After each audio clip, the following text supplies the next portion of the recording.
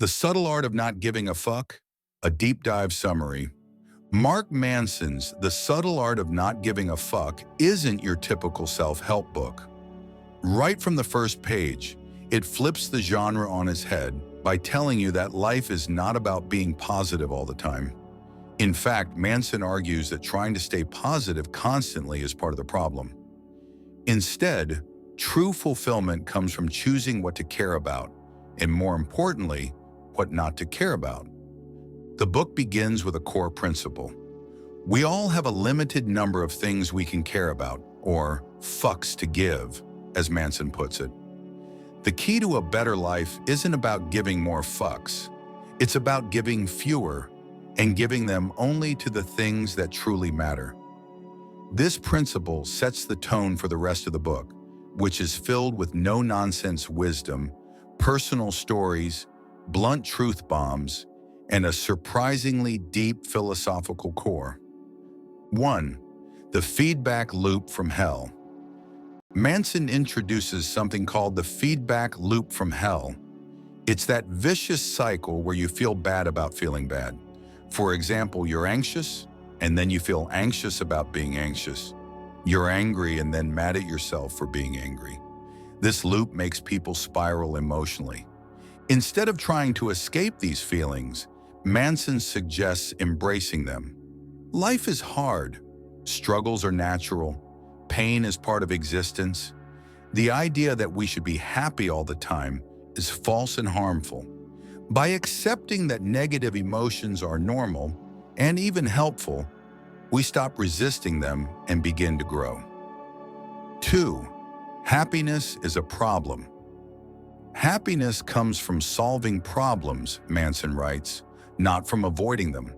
Problems never go away. They just change. If you think you'll be happy once you make more money, get a relationship, or land your dream job, think again. Those things come with their own problems. You'll never be problem-free, but you can be happy by working on problems you enjoy solving.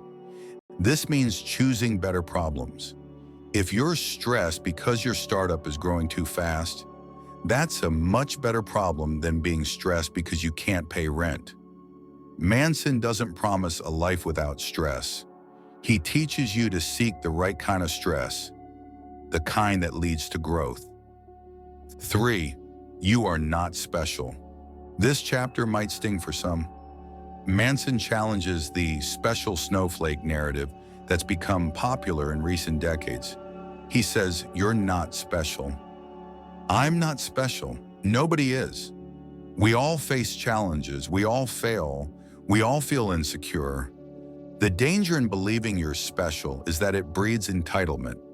You either think you deserve success without hard work, or that your problems are uniquely terrible and unsolvable. Both attitudes are toxic. Instead, Manson recommends humility, owning your ordinariness. It's liberating to realize you're not broken or doomed. You're just human. 4. The value of suffering. What pain are you willing to endure? This question is central to your identity. Everyone wants the good stuff: happiness, wealth, love. But few people are willing to suffer through what it takes to get them.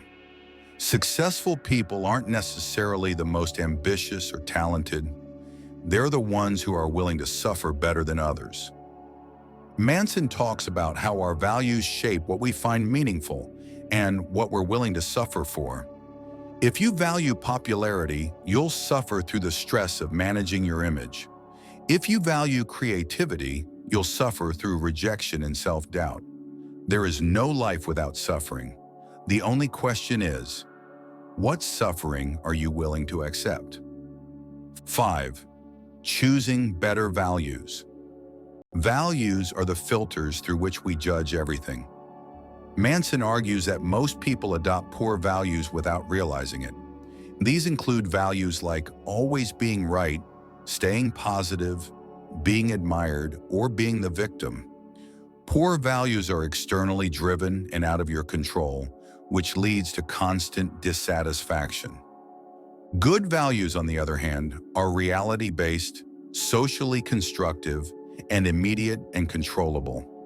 Examples include honesty, curiosity, responsibility, and perseverance. These values improve the quality of your life because they're rooted in things you can control and measure for yourself. Manson urges us to evaluate and revise our values because everything you care about flows from them. When you care about things that align with strong values, your life improves. 6. Responsibility and the power of choice. One of the most empowering messages in the book is that you are always responsible for how you respond to your experiences, even if they aren't your fault. You didn't choose to be born with certain limitations, or to be mistreated, or to face tragedy. But you always choose how to interpret, react, and grow from those things. Manson makes it clear, responsibility isn't the same as blame. Taking responsibility for your life means taking ownership of your reactions, your mindset, and your growth. It's about choosing how to respond with dignity, even when life is unfair. 7. The importance of saying no. At its heart, the subtle art is about setting boundaries. Manson says that caring too much about too many things dilutes your power. True confidence, true integrity, comes from being willing to say no to people, to distractions, to values that don't serve you. When you say no to things that don't matter, you make space to fully say yes to the things that do. This selective caring creates focus and clarity. It allows you to stop people-pleasing and live more authentically. 8. Failure is the way forward. Manson challenges the way we think about failure. He believes that growth comes through action and that failure is a necessary part of that action. Waiting to feel confident or prepared before you act is a trap. You build confidence by acting, not the other way around. He introduces the do something principle. If you don't know what to do, just do something. Action leads to motivation, which leads to more action. This loop is how people get unstuck and build momentum. Failure isn't a problem, it's part of the process. 9. The truth about commitment. In an age where we're encouraged to keep our options open, Manson argues that true freedom actually comes from commitment. Whether it's in relationships, work, or values, commitment brings meaning. It limits your choices, yes, but it gives those choices depth and purpose. A relationship isn't fulfilling because it's always easy. It's fulfilling because both people are committed to working through the hard stuff. Likewise, work becomes meaningful when you stick with something long enough to grow through it. Shallow experiences lead to shallow fulfillment. Deep commitment leads to deep satisfaction. 10. And then you die. The final chapter tackles the big one, death. Manson writes about the death of a close friend and how it forced him to rethink his priorities. He suggests that remembering your mortality is the best way to get clarity about what truly matters. When we accept that life is short, we stop wasting time on petty things. We become less concerned with looking good or being liked, and more concerned with living well. Death, he says, is the ultimate not giving a fuck motivator. When you accept that everything ends, you begin to live more fully and more freely. Final thoughts. The Subtle Art of Not Giving an Fuck is more than just a book with a provocative title. It's a blunt, often humorous guide to living a more intentional life. Mark Manson doesn't sugarcoat anything.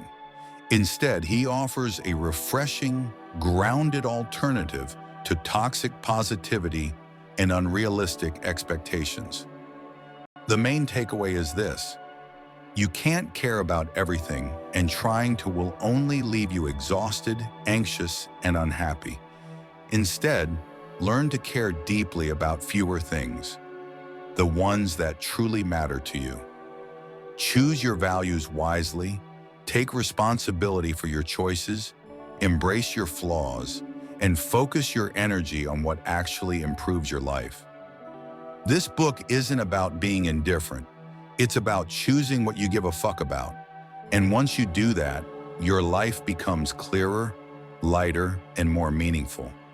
So if you're feeling overwhelmed by life, trapped by comparison, or stuck chasing the wrong things, this book might just be the wake-up call you didn't know you needed.